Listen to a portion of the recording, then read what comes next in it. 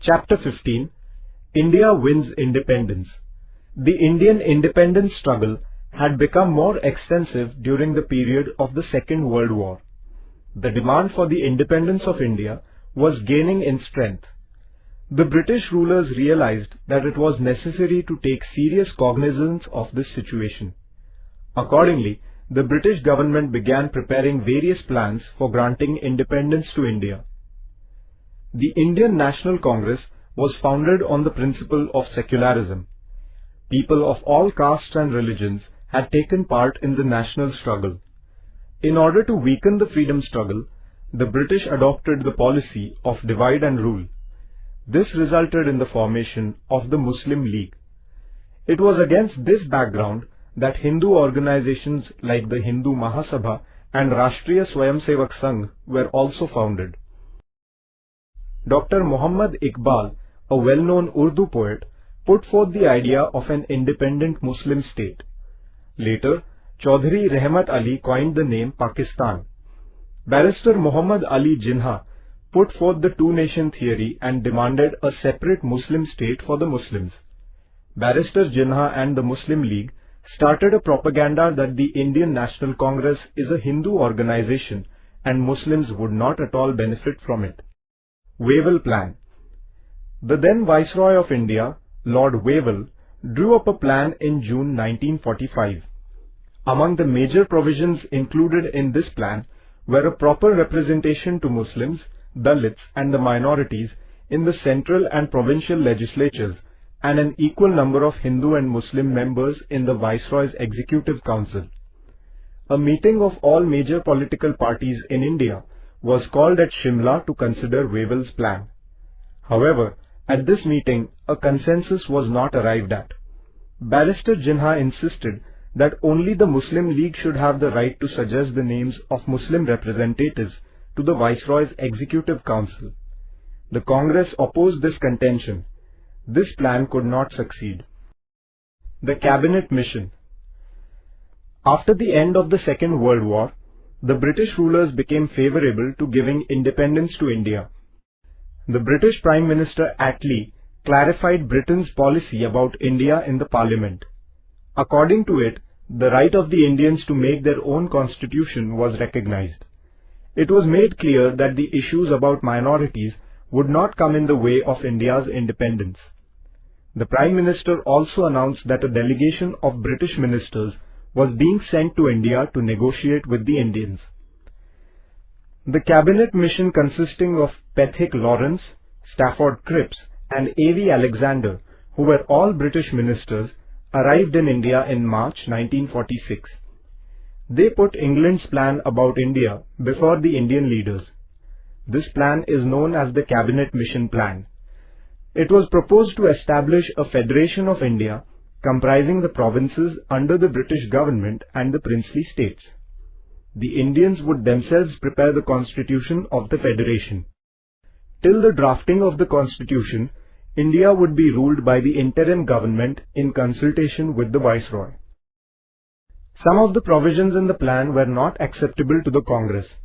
Similarly, as there was no provision for the creation of an independent Muslim state, the Muslim League was also dissatisfied. Thus, the Cabinet Mission Plan was not accepted in its entirety. The Direct Action Day. In accordance with the Cabinet Mission Plan, elections were held for establishing a Constituent Assembly in which the Congress secured an overwhelming majority. The Muslim League refused to join the Constituent Assembly. The League strongly demanded the partition of India. It was declared that 16th August 1946 would be observed as the Direct Action Day with a view to explaining the League's stand on the creation of Pakistan. The followers of the Muslim League resorted to violent ways. There were Hindu-Muslim riots all over the country. There were massacres in the Noakhali region in the province of Bengal. In order to put a stop to this violence, Gandhiji went there without giving a thought to his own life.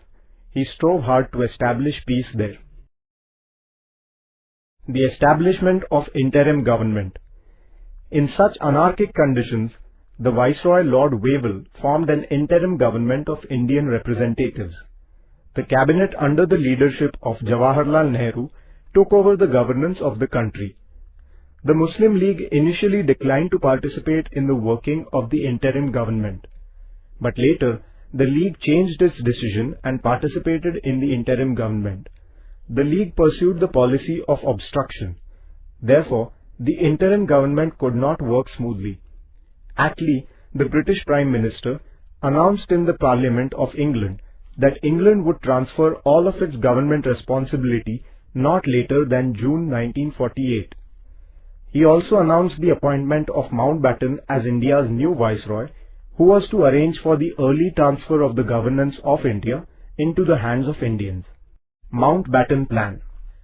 As the partition of India became inevitable, Mountbatten decided to partition it. Accordingly, he held discussions with the prominent leaders of India. Thereafter, he prepared a plan to partition India and to create two independent nations of India and Pakistan. The Indian National Congress was opposed to partition.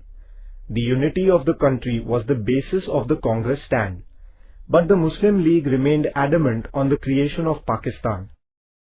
Therefore, there was no other alternative left, and the Congress most unwillingly gave its consent to the decision of partition.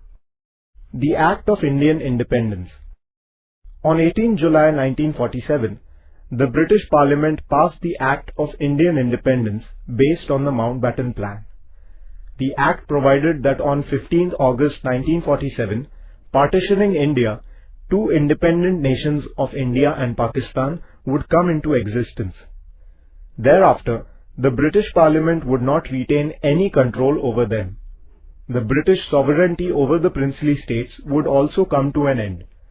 They would be free to join either India or Pakistan or remain independent. India wins independence. India attained independence in accordance with the Act of Indian Independence. A meeting of the Constituent Assembly was going on in the hall of the Parliament House in Delhi till the midnight hour on 14 August 1947. At the stroke of the midnight hour, India's dependence came to an end. India became an independent country. The Union Jack of Britain was lowered, and in its place the Indian tricolour was unfurled. The chains of years of slavery fell away.